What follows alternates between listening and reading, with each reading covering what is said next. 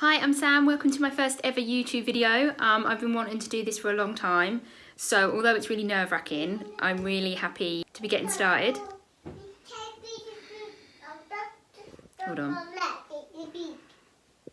So I'm going to be sharing lots of budget home hacks and tips and DIY tutorials, and we're going to start with this. It's my new gallery wall, which cost me £25 and took about an afternoon to make. So here we go. This is how I did it. So this is what the wall looked like before, very plain and boring. I've already got these few prints along here, which I really love. So yeah, I just wanted to extend it to here, just make it look a bit more interesting really.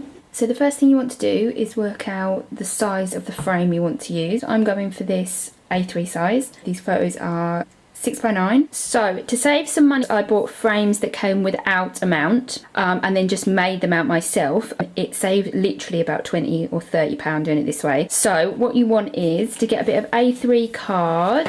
I just got a whole pack from the range for £2.99, and you want to measure out the size of the photo. So what I did was I measured 9 centimeters up, 7.5 centimeters across, and just cut out a hole to literally place on top of the photo like that. Really easy and much better than spending a fortune.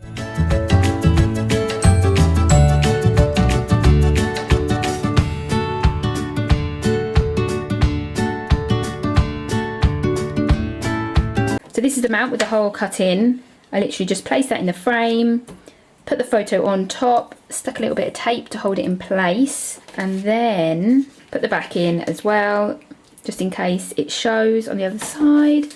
So there you go, and cost much less than buying fancy frames. So how to get your frames up on the wall. First thing you want to do is measure your wall to find a centre point where your middle frame is going to hang.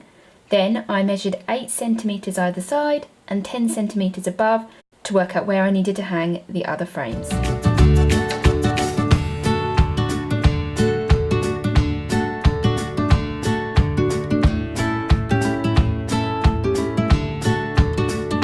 And here is the finished look.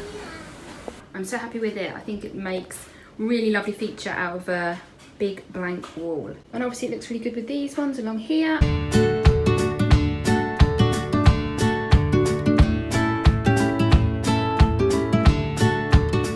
So thank you for watching. Hope you enjoyed this video. I will be back soon with some more DIY tutorials. So hopefully see you soon. Make sure to subscribe as well. I must remember to say that.